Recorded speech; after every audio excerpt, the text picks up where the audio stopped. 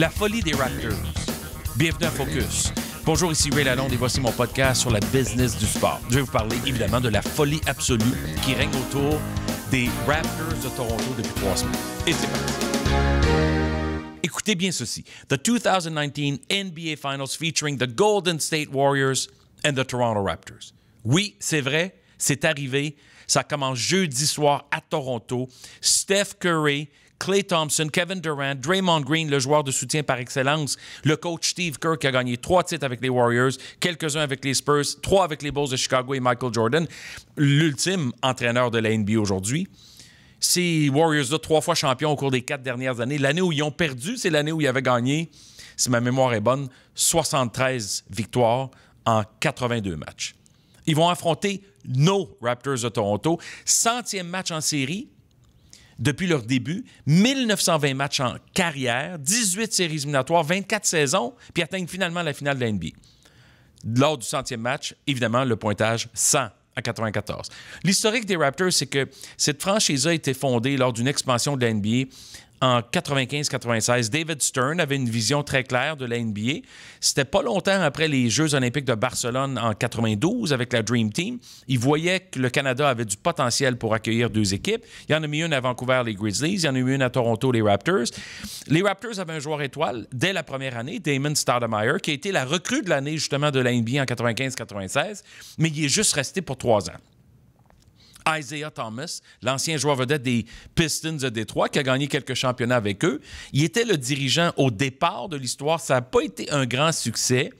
Les Raptors ont choisi Tracy McGrady en 1997. Lui a évolué pour 3 saisons. Vince Carter est arrivé, lui, via un échange. En 1998, il a évolué pour 6 saisons. Ça, c'est des joueurs qui ont été des vedettes dans l'histoire de la NBA. Évidemment, il y a eu DeMar DeRozan en 2009. Et Kyle Lowry qui ont obtenu des Rockets en 2012. Ça, c'était les 2 piliers de l'organisation depuis 7 ans. Mais l'apogée de ce club-là, le mont Everest des joueurs NBA qui s'est présenté à Toronto, se nomme Kawhi Leonard. C'est lui qui a transporté les Raptors sur ses épaules face à Orlando, Philadelphie, Milwaukee, qui a littéralement effacé Giannis Antetokounmpo de la carte. Il a explosé le rêve des Bucks qui pensaient qu'après 10 victoires, 1 défaite depuis le début des séries, là, qui allaient écarter les Raptors rapidement, bien, ils en ont perdu 4 de suite. En une saison, en une participation aux séries, il est devenu le meilleur joueur de l'histoire de cette franchise. Au départ, les Raptors, ça a pris une douzaine d'années avant de faire leur place dans, si on veut, l'environnement de sport à Toronto. C'était nouveau. Mais ça fait maintenant 24 saisons, et je le répète depuis des années, c'est à peu près une génération que ça prend pour un nouveau club sportif, pour un nouveau sport, si on veut. Le basketball, ça a quand même été fondé au Canada par James Naismith. Mais il y a une chose qui est claire, c'est que le basketball n'évoluait pas sur une base professionnelle au Canada jusqu'à l'arrivée des Raptors puis des Grizzlies. Puis les Grizzlies ont fait 5 ans, puis David Stern les a déménagés à Memphis. Alors, quand on fait le bilan des Raptors, on est conscient que pendant la moitié de leur existence, ça a été simplement de cultiver de l'intérêt pour le basketball. Et depuis 12-15 ans, ils sont très compétitifs, ils sont aspirants à l'occasion. C'était la 2e fois qu'ils atteignaient la finale de la conférence, mais il manquait toujours un morceau. Un des morceaux, évidemment, importants de cette organisation-là, c'est le président du club. Masai Ujiri, qui a joint les Raptors comme DG en 2013, il avait déjà fait 2 ans, en 2008 et 2009, comme adjoint. Il est allé à Denver, il est revenu avec Toronto.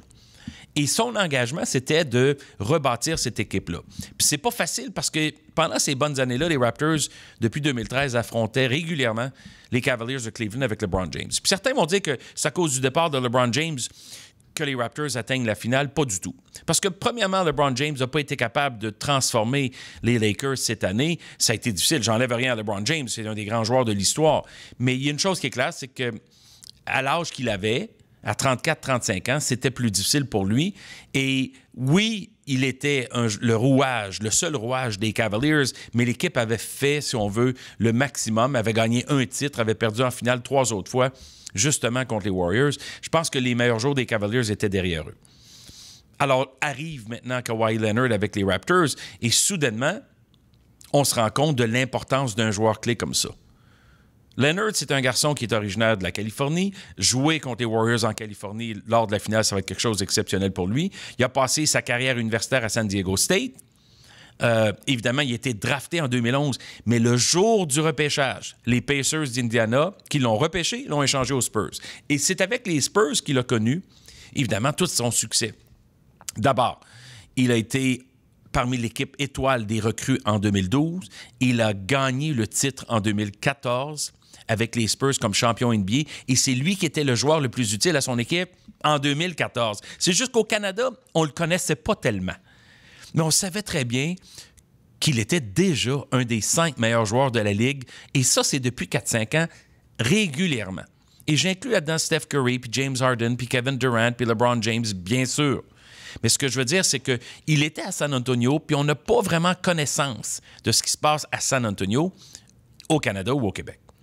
Et là, il arrive à Toronto, après une année d'absence où l'an dernier, il a joué 9 matchs sur 82 avec les Spurs, puis là, il y a une petite bisbille à l'intérieur de l'organisation. Ils l'ont échangé. C'est un bon échange pour les deux clubs. Les Spurs ont obtenu DeMar DeRozan, et DeRozan a signé une entente avec eux. Il va être là pour plusieurs années. Tandis que les Raptors ont misé beaucoup pour l'avoir. Et l'effet de Kawhi Leonard, c'est que c'était le morceau qui manquait pour qu'il puisse atteindre le prochain niveau. Et c'est réussi. Parce qu'à mon avis, déjà, là, les gens aujourd'hui réalisent comment ce gars-là, de match en match, est constant, régulier, comment il joue défensivement. Quand Nick Nurse, le coach, l'a placé contre Giannis, ça a changé la série. 1 contre 1, Giannis n'était plus capable de jouer comme joueur le plus utile à son équipe qu'il a été pendant la saison. Et ça, on se rappelle encore une fois que les Bucks avaient battu les Raptors 3 fois sur 4 en saison. Ça veut rien dire. D'ailleurs, les Raptors ont battu les Warriors 2 fois sur 2 en saison. Ça veut rien dire non plus. Quand je pense à la finale de la NBA, puis ce que les Raptors viennent d'accomplir, ça demeure le plus grand événement de basketball au monde. Moi, j'équivaut la finale de la NBA dans son ensemble de 6 ou 7 matchs, qui vont durer 2 semaines, à un impact aussi grand que le Super Bowl peut avoir. La différence, c'est que la NBA, c'est une ligue consommée dans 220 quelques pays. 55 langues vont diffuser la finale de la NBA. Il va y avoir 300 journalistes qui vont être sur place pour couvrir ça. Du Canada à l'Inde, en Chine, aux Philippines, partout dans le monde entier, on ne parle que de la NBA. Et ce que ça veut dire, c'est qu'on va tous, dans le monde entier, regarder et suivre les péripéties des Warriors, qui sont des champions défendants, qui sont une équipe mythique et légendaire, mais aussi des Raptors. C'est la plus grande couverture possible pour un brand comme les Raptors de Toronto. Ça va les propulser à un niveau au-delà de tout ce qui existe dans le sport au Canada en une seule saison. Oui, l'historique du hockey, la tradition de notre sport national, bien sûr. Mais ça fait longtemps que les équipes de hockey au Canada vont pas très loin. La dernière fois, c'est les Canucks de Vancouver en 2011 qui ont perdu contre les Bruins de Boston en 7 matchs en finale. 2011 fait déjà 8 ans. On a été, mettons, pas très, très garni d'équipes championnes au Canada depuis la victoire des Canadiens en 93, depuis la victoire des Blue Jays, je pense que c'était en 91-92. Il n'y a pas eu de grandes équipes canadiennes qui nous ont emmenés là où les Raptors nous emmènent actuellement. Et ils n'ont pas gagné encore, bien sûr. Je pense fondamentalement que les Warriors doivent être favoris. Quand tu as gagné 3 des 4 dernières finales, tu as une équipe loadée, si vous me permettez l'expression. C'est difficile de penser que les Warriors seraient les négligés. D'ailleurs, à Las Vegas, 100% je pense que c'est 75% des mises jusqu'à maintenant, là, en quelques jours seulement, favorisent les Warriors. Et tous les bookmakers à Vegas prévoient une victoire des Warriors. C'était le cas aussi, en passant, entre les Raptors et les Bucks. Économiquement, les Raptors ont joué déjà 10 matchs à la maison en série. Puis quand tu mets une moyenne d'à peu près 4 millions par match, c'est déjà 40 millions de récoltés juste sur les gains en série. Puis là, tu rajoutes la finale, puis tu peux imaginer toutes les sources de revenus possibles liées à cette participation-là pour mesurer encore une fois l'effet Kawhi Leonard. Fait que Leonard et son 17-18 millions cette année en dollars US, qui pourrait devenir 33 millions l'an prochain, comme j'ai dit déjà depuis plusieurs semaines, c'est une aubaine. Il mérite le double de ça. Et payer Leonard le 190 millions que ça coûterait pour les Raptors, encore une fois, une aubaine. Quand on prend en considération que la NBA a une entente télévisuelle de 24 milliards de dollars pour 9 ans avec ESPN, puis s'ajoute à ça Turner, TNT, c'est 2,6 milliards US par année que la Ligue reçoit uniquement en droits télé domestiques, c'est-à-dire l'Amérique du Nord.